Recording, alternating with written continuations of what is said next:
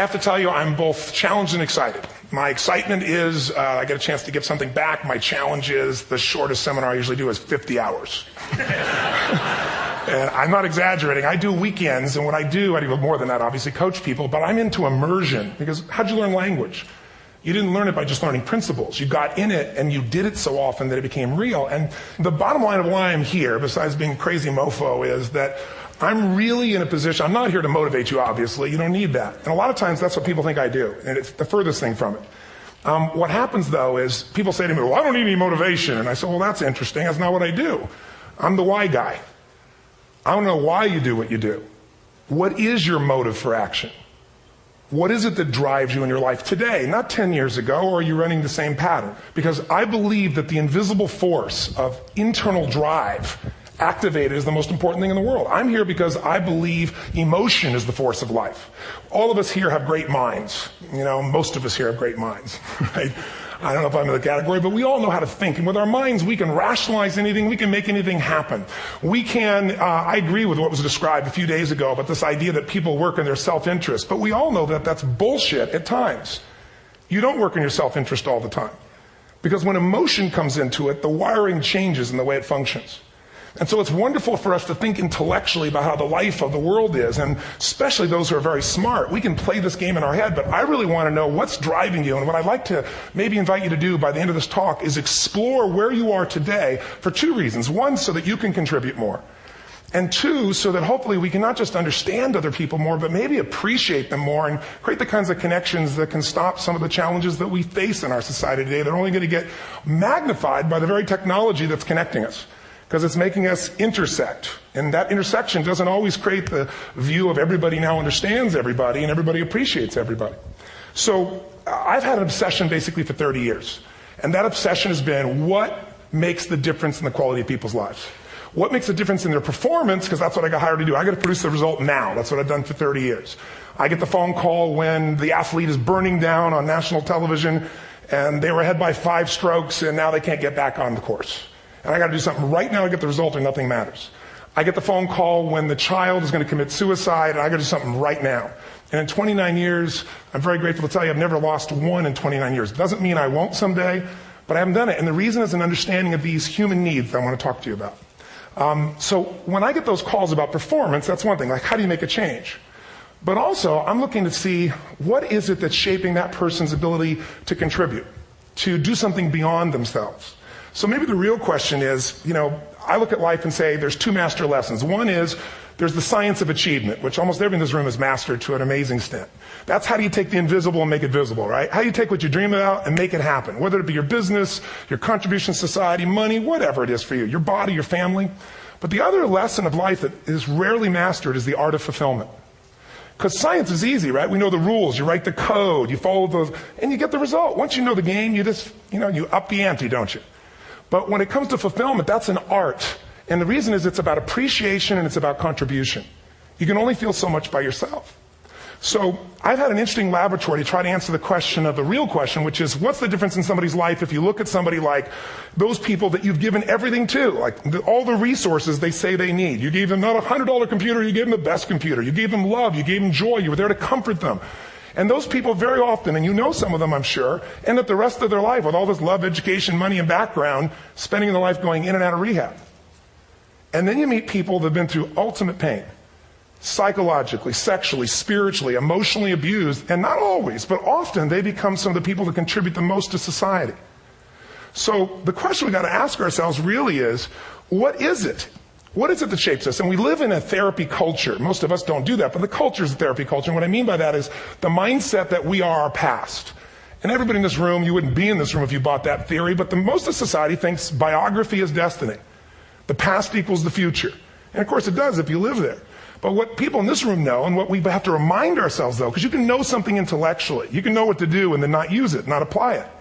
So really what we got to remind ourselves is decision is the ultimate power.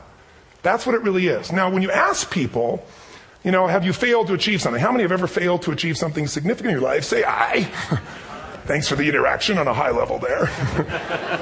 But if you ask people, why didn't you achieve something? Somebody who's working for you, or a partner, or even yourself, and you failed to achieve a goal, what's the reason people say they failed to achieve? What do they tell you? didn't know enough, didn't have the knowledge, didn't have the money, didn't have the time, didn't have the technology. You know, I didn't have the right manager. Didn't have the Supreme Court.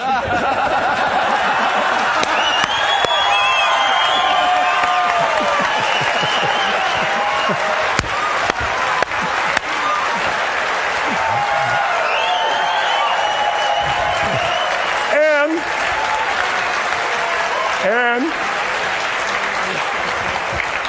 what do all those, including the Supreme Court, have in common? They are a claim to you missing resources. And they may be accurate. You may not have the money. You may not have the Supreme Court. But that is not the defining factor.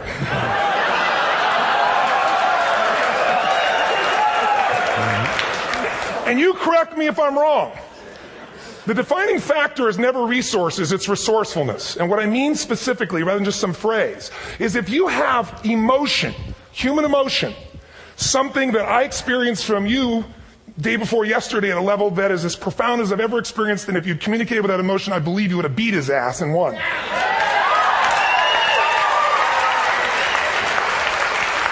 But how easy for me to tell him what he should do. Idiot, Robbins. But I know when we watched the debate at that time, there were emotions that blocked people's ability to get this man's intellect and capacity and the way they came across to some people in that day. Because I know people that wanted to vote in your direction and didn't, and I was upset. But there was emotion that was there. How many know what I'm talking about here? Say I. So emotion is it, and if we get the right emotion, we can get ourselves to do anything. We can get through it. If you're creative enough, playful enough, fun enough, can you get through to anybody, yes or no? If you don't have the money, but you're creative and determined enough, you find the way. So this is the ultimate resource, but this is not the story that people tell us, right? The story people tell us is a bunch of different stories. They tell us we don't have the resources, but ultimately, if you take a look here, flip it up if you would. They say, what are all the reasons they have in common? We've said that. Next one, please. He's broken my pattern, that son of a bitch. But I appreciated the energy, I'll tell you that. What determines your resources? We said decisions shape destiny, which is my focus here. If decisions shape destiny, what determines it is 3 decisions. What are you going to focus on? Right now, you have to decide what you're going to focus on. In this second, consciously or unconsciously, the minute you decide to focus on something, you've got to give it a meaning. And whatever that meaning is produces emotion. Is this the end or the beginning? Is God punishing me or rewarding me, or is this the roll of the dice? And emotion then creates what we're going to do, or the action. So think about your own life, the decisions that have shaped your destiny. And that sounds really heavy, but in the last 5 or 10 years, 15 years, haven't there been some decisions you've made that if you made a different decision, your life would be completely different? How many can think of one, honestly? Better or worse? Say I. So the bottom line is maybe it was where to go to work, and you met the love of your life there. Maybe it was a career decision. I know the Google geniuses I saw here. I mean, I understand that their decision was to sell their technology at first. What if they made that decision versus to build their own culture? How would the world be different? How would their lives be different? Their impact. The history of our world is these decisions. When a woman stands up and says, no, I won't go to the back of the bus, she didn't just affect her life. That decision shaped our culture. Or someone standing in front of a tank. Or being in a position like Lance Armstrong and someone says to you, you've got testicular cancer. That's pretty tough for any male, especially if you ride a bike. Right? You got it in your brain, you got it in your lungs. But what was his decision of what to focus on? Different than most people. What did it mean? It wasn't the end, it was the beginning. What am I going to do? He goes off and wins 7 championships he never won once before the cancer because he got emotional fitness, psychological strength. That's the difference in human beings that I've seen of the 3 million I've been around. Because that's what my lab. I've had 3 million people from 80 different countries that I've had a chance to interact with over the last 29 years. And after a while, patterns become obvious. You see that South America and Africa maybe connect in a certain way, right? Other people say, oh, that sounds ridiculous. It's simple. So what shaped Lance? What shapes you? 2 invisible forces. Very quickly. 1, state. We all have had times. Have you had a time you did something and after you did it, you thought to yourself, I can't believe I said that. I can't believe I did that. That was so stupid. Who's been there? Say I. Have you ever done something after you do it? You go, that was me. Right? It wasn't your ability, it was your state. Your model of the world is what shapes you long term. Your model of the world is the filter. That's what's shaping us. That's what makes people make decisions. When we want to influence somebody, we got to know what already influences them. And it's made up of 3 parts, I believe. First, what's your target? What are you after? Which I believe it's not your desires. You can get your desires to goals. How many of you got a goal or desire and thought, is this all there is? How many have been there? Say aye. So it's needs we have. I believe there are 6 human needs. Second, once you know what the target that's driving you is, and you uncover it for the truth, you don't form it, you uncover it. Then you find out what's your map. What's the belief systems that are telling you how to get those needs? Some people think the way to get those needs is destroy the world. Some people is to build something, create something, love someone. And then there's the fuel you pick. So very quickly, 6 needs. Let me tell you what they are. First one, certainty. Now these are not goals or desires. These are universal. Everyone needs certainty that they can avoid pain, at least be comfortable. Now how do you get it? Control everybody, develop a skill, give up, smoke a cigarette. And if you got totally certain, ironically, even though we all need that, like you're not certain about your health or your children or money, you don't think about much more. You're not sure the ceiling's going to hold up. You're going to listen to any speaker. But while we go for certainty differently, if we get total certainty, we get what? What do you feel if you're certain? You know what's going to happen, when it's going to happen, how it's going to happen. What would you feel? Bored out of your mind. So God, in her infinite wisdom, gave us a second human need, which is uncertainty. We need variety. We need surprise. How many of you here love surprises? Say aye. Bullshit. You like the surprises you want. The ones you don't want, you call problems, but you need them. So variety is important. Have you ever rented a video or a film that you've already seen? Who's done this? Get a fucking life. Right? Why are you doing it? You're certain it's good because you read it before, saw it before, but you're hoping it's been long enough you've forgotten enough there's variety. Third human need, critical, significance.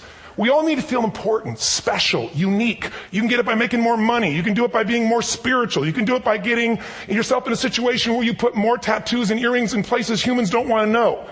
Whatever it takes. The fastest way to do this, if you have no background, no culture, and no belief in resources or resourcefulness, is violence. If I put a gun to your head and I live in the hood, instantly I'm significant. 0 to 10, how high? 10. How certain am I you're going to respond to me? 10. How much uncertainty? Who knows what's going to happen next? Kind of exciting. Like climbing up into a cave and doing that stuff all the way down there. Total variety and uncertainty. And it's significant, isn't it? So you're willing to risk your life for it. So that's why violence has always been around and will be around unless we have a consciousness change as a species. Now you can get significance a million ways, but to be significant, you got to be unique and different. Here's what we really need. Connection and love, fourth need. We all want it. Most people settle for connection because love's too scary. Don't want to get hurt. Who here has ever been hurt in an intimate relationship? Say aye. If you don't raise your hand, you'll have had other shit too. Come on. And you're going to get hurt again. Aren't you glad you came to this positive visit? But here's what's true. We need it. We can do it through intimacy, through friendship, through prayer, through walking in nature. If nothing else works for you, get a dog. Don't get a cat, get a dog. Because if you leave for 2 minutes, it's like you've been gone for 6 months when you show back up again 5 minutes later, right? Now, these first 4 needs, every human finds a way to meet.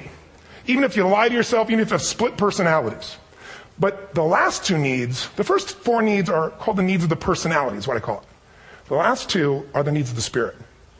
And this is where fulfillment comes. You won't get fulfillment from the first 4. You'll figure a way, smoke, drink, do whatever, meet the first 4. But the last 2, number 5, you must grow. We all know the answer here. If you don't grow, you what? If a relationship's not growing, if a business is not growing, if you're not growing, it doesn't matter how much money you have, how many friends you have, how many people love you, you feel like hell. And the reason we grow, I believe, is so we have something to give of value. Because the 6th need is to contribute beyond ourselves. Because we all know, corny as it sounds, the secret of living is giving. We all know life's not about me, it's about we. This culture knows that. This room knows that. And it's exciting. When you see Nicholas up here talking about his $100 computer, the most passionate, exciting thing is here's a genius, but he's got a calling now. You can feel the difference in him.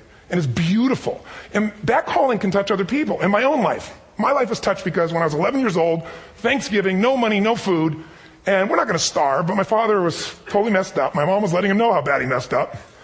And somebody came to the door and delivered food. My father made 3 decisions. I know what they were briefly. His focus was, this is charity. What does it mean? I'm worthless. What I got to do? Leave my family, which he did. The time, one of the most painful experiences of life. My 3 decisions gave me a different path. I said, focus on, there's food, what a concept. You know? Second, but this is what changed my life. This is what shaped me as a human being. Somebody's gift. I don't even know who it is. I thought, my father always said, no one gives a shit. And all of a sudden, somebody I don't know, they're not asking for it, this is giving our family food, looking out for us. It made me believe this. What does it mean? That strangers care. And what that made me decide is, if strangers care about me and my family, I care about them. What am I going to do? I'm going to do something to make a difference. So when I was 17, I went out one day on Thanksgiving. It was my target for years. Have enough money to feed 2 families. Most fun thing I ever did in my life, most moving. Then next year I did 4. And I didn't tell anybody what I was doing. Next year, 8. I wasn't doing it for brownie points. But after 8, I thought, shit, I could use some help. So sure enough, I went out, and what did I do? I got my friends involved, and I grew companies, and then I got 11 companies, and I built a foundation. Now, 18 years later, I'm proud to tell you, last year we fed 2 million people in 35 countries through our foundation, all during the holidays, Thanksgiving, Christmas, in all the different countries around the world. It's been fantastic. Thank you. So I don't tell you that to brag. I tell you because I'm proud of human beings because they get excited to contribute once they've had the chance to experience it, not talk about it. So finally, I'm about out of time, the target that shapes you, here's what's different about people. We have the same needs, but are you a certainty freak? Is that what you value most, or uncertainty? This man here couldn't be a certainty freak if he climbed through those caves. Are you driven by significance or love? We all need all 6, but whatever your lead system is tilts you in a different direction. And as you move in a direction, you have a destination or destiny. The second piece is the map. Think of that as the operating system tells you how to get there. And some people's map is, I'm going to save lives even if I die for other people. And they're a fireman. Somebody else says, I'm going to kill people to do it. They're trying to meet the same needs of significance, right? They want to honor God or honor their family, but they have a different map. And there are 7 different beliefs. I can't go through them because I'm done. The last piece is emotion. I say one of the parts of the map is like time. Some people's idea of a long time is 100 years. Somebody else says is 3 seconds, which is what I have. And the last one I've already mentioned that felt you. If you got a target and you got a map, and let's say, I can't use Google because I love Macs, and they haven't made it good for Macs yet. So if you use MapQuest, how many have made this fatal mistake of using MapQuest at some time? You use this thing and you don't get there. Well, imagine if your beliefs guarantee you can never get to where you want to go. The last thing is emotion. Now, here's what I'll tell you about emotion. There are 6,000 emotions that we all have words for in the English language, which is a linguistic representation, right? It changes by language. But if your dominant emotions, when I have more time, I have 20,000 people or 1,000, and I have them write down all the emotions that they experience in an average week. And I give them as long as they need. And on one side, they write empowering emotions, the other is disempowering. Guess how many emotions people experience? Less than 12. And half of those make them feel like shit. So they got 5 or 6 good frickin' feelings. Right? It's like they feel happy, excited, oh shit, frustrated, overwhelmed, depressed. How many of you know somebody who no matter what happens finds a way to get pissed off? How many know somebody like this? Or no matter what happens, they find a way to be happy or excited. How many know somebody like this? Come on. When 9/11 happened, and I'll finish with this, I was in Hawaii. I was with 2,000 people from 45 countries. We were translating 4 languages simultaneously for a program that I was conducting for a week. The night before was called Emotional Mastery. I got up, had no plan for this, and I said, we had all this fireworks, I do crazy shit, fun stuff. And then at the end I stopped, and I had this plan I was going to say, but I never do what I'm going to say. And all of a sudden I said, when do people really start to live? When they face death. And then I went through this whole thing about if you were going to get off this island, if 9 days from now you were going to die, who would you call, what would you say, what would you do? One woman, well that night is when 9/11 happened. One woman had come to the seminar, and when she came there, her previous boyfriend had been kidnapped and murdered. Her friend, or her new boyfriend, wanted to marry her, and she said no. He said, if you leave and go to that Hawaii thing, it's over with us. She said it's over. When I finished that night, she called him and left a message, true story, at the top of the World Trade Center where he worked, saying, honey, I love you. I just want you to know, I want to marry you. It was stupid of me. She was asleep, because it was 3 a.m. for us, when he called her back from the top and said, honey, I can't tell you what this means. He said, I don't know how to tell you this, but you give me the greatest gift because I'm going to die. And she played the recording for us in the room. She was on Larry King later. And he said, you're probably wondering how on earth this could happen to you twice. And he said, all I can say to you is, this must be God's message to you, honey. From now on, every day, give your all, love your all. Don't let anything ever stop you.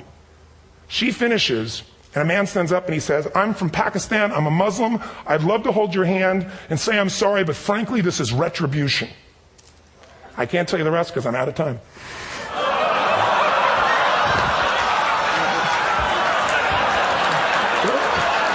Are you sure? Finish the story. 10 seconds. 10 seconds. No, I want to be respectful. 10 seconds. All I can tell you is I brought this man on stage with a man from New York who worked in the World Trade Center, because I had about 200 New Yorkers there. More than 50 lost their entire companies, their friends, marking off their Palm Pilots. One financial trader, this woman made of steel, bawling. 30 friends crossing off that all died. And what I did to people is said, what are we going to focus on? What does this mean, and what are we going to do? And I took the group and got people to focus on, if you didn't lose somebody today, your focus is going to be how to serve somebody else. There are people, one woman got up and she was so angry and screaming and yelling. And she wasn't from New York. She's not an American. She doesn't know anybody here. I said, you always get angry. She said, yes. Guilty people got guilty. Sad people got sad. And I took these two men and did what I call an indirect negotiation. Jewish man with family in the occupied territory, from New York, who would have died if he was at work that day. And this man who wanted to be a terrorist, and made it very clear. And the integration that happened is on a film, which I'll be happy to send you, so you can really see what actually happened instead of my verbalization of it. But the two of them not only came together and changed their beliefs and models of the world, but they've worked together to bring, for almost 4 years now, to various mosques and synagogues, the idea of how to create peace. And he wrote a book, which is called My Jihad, My Way of Peace. So transformation can happen. So my invitation to you is this. Explore your web, the web in here. The needs, the beliefs, the emotions that are controlling you. For 2 reasons. So there's more of you to give. Achieve too. We all want to do it. But I mean give. Because that's what's going to fill you up. And secondly, so you can appreciate, not just understand, that's intellectual, that's mind, but appreciate what's driving other people. It's the only way our world's going to change. God bless you. Thank you. I hope this will serve. Tony Robbins.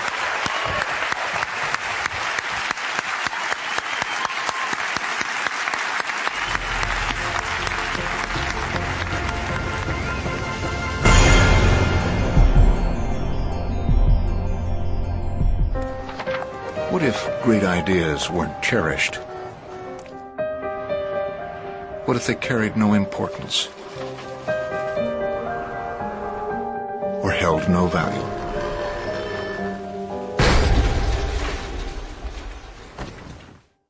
There is a place where artistic vision is protected, where inspired design ideas live on to become ultimate driving machines.